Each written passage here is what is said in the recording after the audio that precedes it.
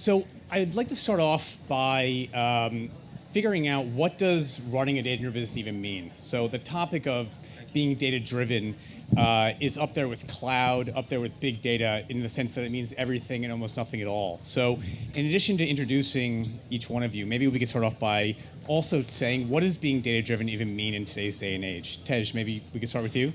Sure. Hello. Hey, everyone. My name is Tej. I am the startup ecosystem manager for Google here in New York. We're a team called Google Cloud for Startups. We're global, and our job is to help founders and startup ecosystems build and develop on Google Cloud and be ambassadors for Google out into the ecosystem. To answer your question, I was a founder for 10 years. You and I actually worked out of the same co-working space, and we've talked a lot about this, and I don't think we ever once talked about our startups as data-driven. That's like saying I'm working for an internet company, so I just, I know a lot of people still have a lot of work to do, but I think if you were building it from the ground up, data would be like your core asset while you're building your company. Okay.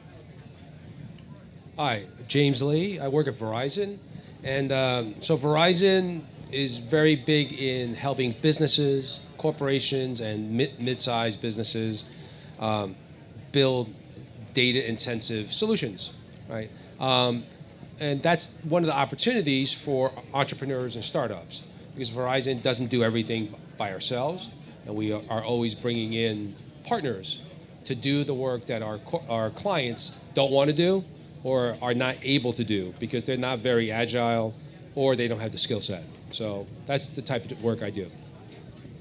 Hi, good afternoon. I'm freezing and shivering, but do my best here. Ari Rabban, Phone.com, we're a communication service company, work mainly with small business. I don't know if it's the word data or information, but like you say, you don't really talk about data. It's just you can't operate without having all of it on every aspect. And I think we'll get to it. You just can't run a business without having information. And we're talking mainly quantitative information, I guess. Well, Ari, you started your business in 2006. How has running your business changed since then? I mean, 2006 may as well have been 100 years ago as far as internet companies go. How has running your business evolved from a data perspective? Right. So first of all, I mean, the tools and the awareness, maybe that's why we have a panel on data, but the tools are mainly what evolved. But I will say that it's meaningless without the right people. And frankly, with an Excel spreadsheet, you can do a lot. I won't recommend it as you grow. We certainly did, like any startup, when you don't have the budgets to buy professional tools, you use Excel. Can't think of a better, simple option. But Google Sheets. I was waiting for that. Yeah. Back then.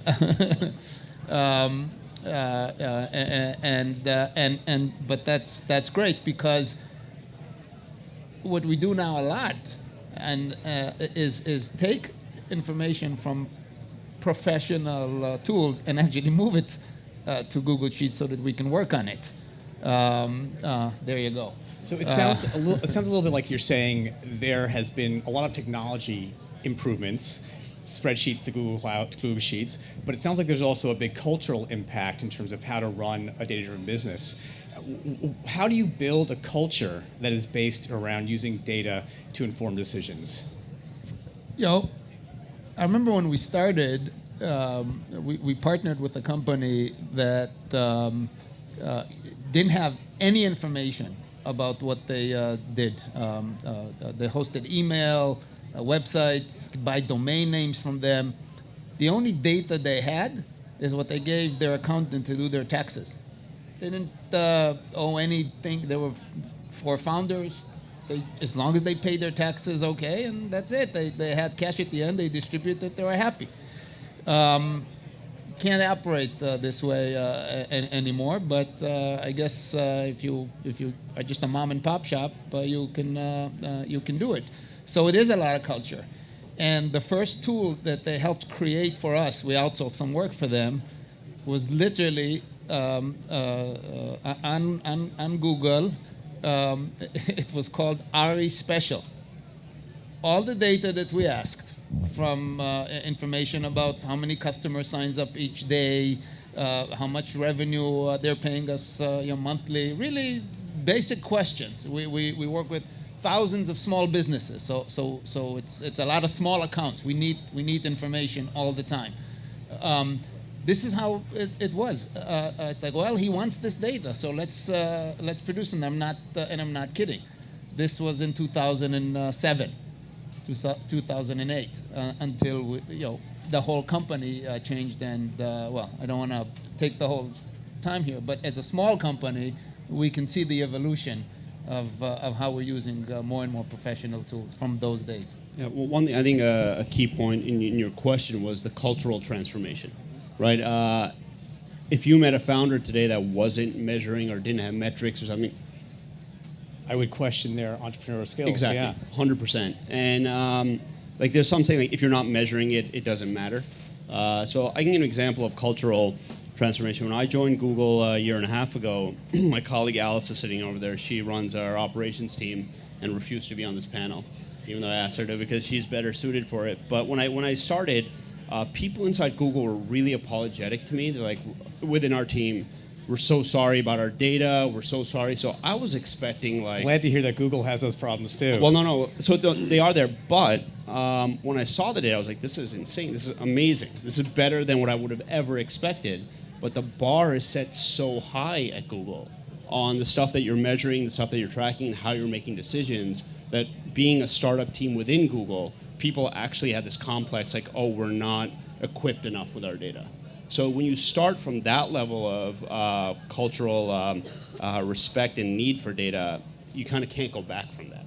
Tej, you have a really interesting story. Tej and I met a number of years ago when he was starting a company, and you had developed your entire company culture, but your entire methodology for getting to product market fit using a data-driven approach. Maybe you can tell that story really briefly? Yeah, so my first startup was a photo sharing application, and it solved that mythical viral loop, the viral coefficient. We experimented and we were running multiple experiments a day and measuring tiny little tweaks, and eventually the startup caught fire. And it didn't just happen. We saw it happening and it took off.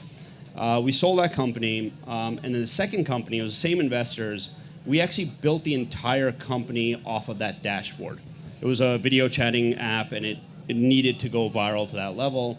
And we created these experiments we ran every day, and that dashboard, which I believe you saw, was available to all our investors. So it wasn't like a monthly update or whatever. They could literally go in every day, see the 4 to 10 experiments we ran, and see how close we were getting to that viral coefficient. And we ran it like an experiment. We put in the seed money, and we said, we're going to put the product out in 3 months, 6 months run this experiment, look at the data every day, and if we don't hit these numbers, we're going to shut the company down. And I think this is where you and I really bonded, is the data was there, we decided to shut the company down. My heart wasn't ready to shut it down, but it was the right thing to do. And it literally just came down to the math. So it sounds like you took an approach to building a data business really very much around, I think, what is more generally called the scientific method. You had a hypothesis, you tested it, you observed, and you sort of repeated this on an ongoing basis. So I'm going to shift gears a little bit and talk a little bit more about, talk about sort of the privacy and security aspect. James, we had just talked about this on the side of the stage for a moment. This is becoming more and more something I think that you are exposed to in terms of your intersection of IoT at Verizon, regulations certainly. Andrew Yang, the 2020 presidential candidate, said 2 days ago that data generated by each individual needs to be owned by them with certain rights conveyed that will allow them to know how it's used and protected. It sounded a lot like GDPR or California's new law that's coming out. How do we sort of mesh this notion of data privacy with how we operate, collect data, and run our businesses? So every organization, whether you're an entrepreneur or a business, there's various rules and regulations. But the key thing is probably to think about is, if it was your data, would you want others to have access to it? So you have to opt in. And then as an entrepreneur, it's really looking for that area where you can add value. And a lot of organizations want access to market data, to customer data, but they're not able to touch that type of data because there's a lot more risk for organization, for a corporation. Whereas entrepreneurs, you can, and then what you can try to do is sell the results of that data analysis and make that as a service, right? So that you're providing not only the analytics and the market access, but also you're providing the ability to help an organization, a corporate customer, avoid touching raw data that they shouldn't touch. Okay? That's, I don't know how about Google or about phone. Both of you are also you get a lot of customer data, but there's also ways that you want to avoid directly monetizing it. There are things, in our industry is heavily regulated, telecom industry, and there's a lot of information that we have to protect. We can't, of course, share information at all. We can't even use it for marketing purposes. We took the added requirement to be HIPAA compliant so that we can work with the medical industry, and that's of course a lot stronger. For instance, voicemails you can't have, so it can't be floating there in phone service. So you have to address that. Every employee has to sign off on that. So there's certainly a lot of requirements from the people around. Just this week we are doing a new compliance for that, and every employee has to kind of take a test so that we can get certified again for the next year. Let me put you a little bit more on the hot spot. Should the U.S. have a GDPR-like framework so that we have the right to be forgotten, so that we can the right to own our own data? Yes. The question is, or the challenge is to do it right. And especially when it comes to smaller businesses, the burden and the effort to do it is tedious. We of course don't even have only federal requirements. Sometimes there's state requirements, so it just gets complicated. If it's done right, then I think these are important measures.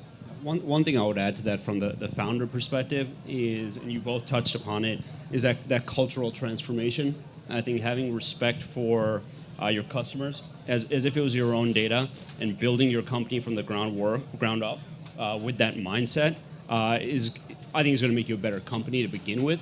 But it's also the frameworks and the guidelines and the legal rules are there for a reason, but that's not why you should be doing it. You should be doing it to create the best experience and safe experience for your customers. And any of us who are ever going to use your app are thinking that before we're going to log in or give any real information. I think there's a difference. We I guess many of us use online marketing, and there are marketeers here in the room, and retargeting is very popular. So of course we'll use tools that some think it's invasion of privacy, where there really isn't. But there's a lot of education as well. I think working with the customer base, whatever it is. Being transparent, sharing everything, and we try to take the extra step to follow every measure and share, and I think that's important. How should startups think about this? Because I mean, whether you're Verizon, you have significantly more resources than startups, phone.com as well.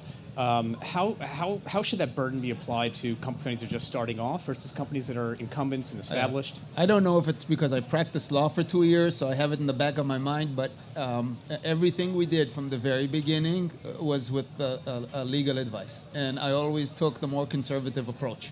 And not only on data, I mean, just in general, terms of service, whatever it is, just take the conservative approach. The industry is taxed up to wazoo. And I know I used to talk to others, and I'd say, go and talk to that you don't want to hear about it because you just want to do your business. No, go and check. You have to comply with such and such. You have to keep data in such and such a way, whatever it is. So my recommendation would be, you got to look into it. You got to know your business, and you got to know it's there. You don't. There's ways to do it. Again, not with the most expensive tools, but then you can hire consultants or whatever. I used to do stuff on my own at the very beginning. You're lucky you had a law background, so you could do that. But I think that's the recommendation. Is just I'm kidding or not kidding that I knew you just follow the law. It's especially in businesses like us. I would second, talk to your lawyers, use lawyers. I did a lot of my own lawyering too, and I'm not a lawyer. And that My best advice as a lawyer is hire a good lawyer. It's hard to trust when you charge $800 an hour, though. But it is the right thing to do. I got into a lot of trouble. Luckily, no privacy issues. But doing my own contracts and like copying and pasting terms on websites, it's like stuff that you're an entrepreneur. You're scrappy, but no, always talk to your lawyers. And then along those same lines, when you're hiring your tech teams, your CTO and your engineers, find people who are going to, have the right first principles and build from a data standpoint and a privacy standpoint.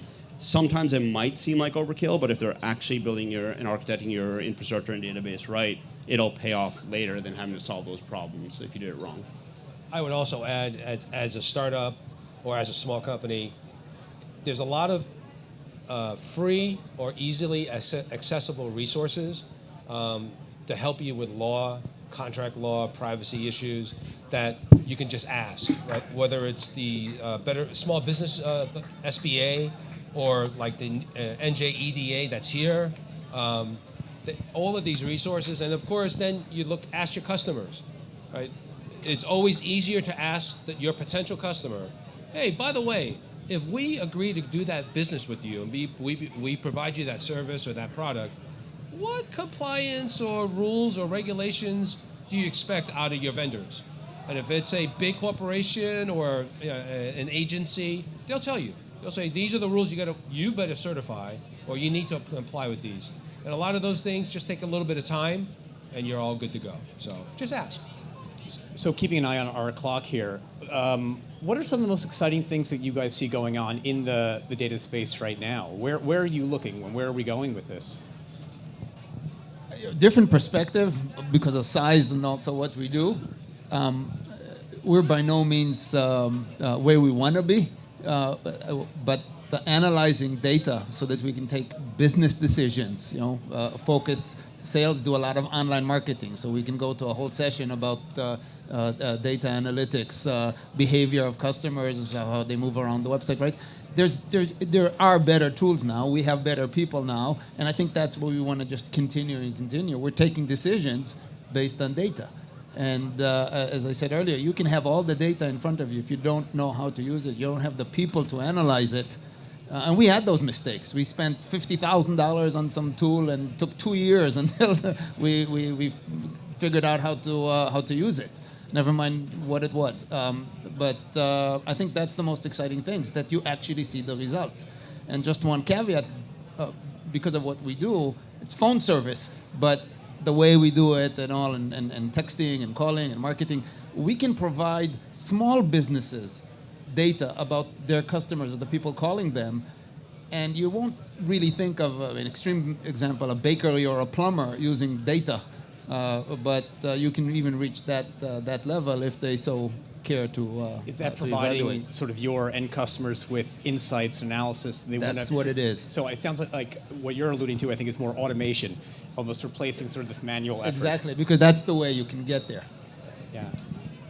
Probably the most exciting thing I see with a lot of businesses, corporate customers and mid-sized customers is they want to get the ability to deploy, manage, and acquire data on their own in real time, whether it's a refrigeration company, a shipping company, or a staffing company. They want to be able to do it themselves, just like they can do with their own personal smartphones.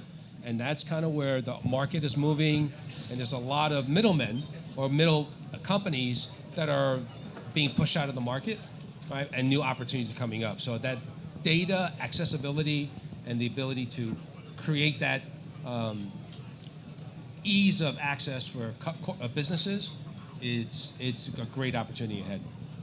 The area that I'm the most excited about, I don't know if it's the most exciting.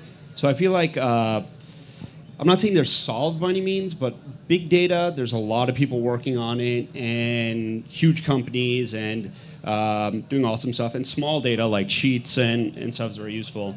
Where I'm seeing the most interesting use and visualization of data is somewhere in that like 5,000 to 10,000 rows of data, where you don't need a database, you don't need like a huge infrastructure. Small operations teams without computer scientists, business BI people can do it, but it's an unwieldy amount of data. Like, you're not really getting a ton of information out of it. It could be in a spreadsheet, but there are startups and there are companies out there that are doing really cool visualizations of it, making it searchable, making it collaborative, tying multiple sheets. So even in big companies, different departments might have different Excel sheets or Google Sheets doing different things, but actually these tools that are pulling it all together and actually creating actionable information out of it. I think that's the most useful. I thought you were going to give us a plug for some tools that Google Cloud is releasing or something. I was thinking about it. I will give a plug.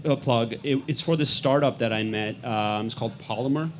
They're in the last ERA batch. I just went to their demo day, and that's exactly who I was thinking of. I actually used their tool internally for some of our stuff, and it's just really cool. It gives business and operational teams the power of what data teams usually have. Great. Well, I think that's our cue. I want to thank our panel. Thank Propelify. Thank you. Thanks, guys. A subtle cue. Great job, gentlemen. Thanks so much.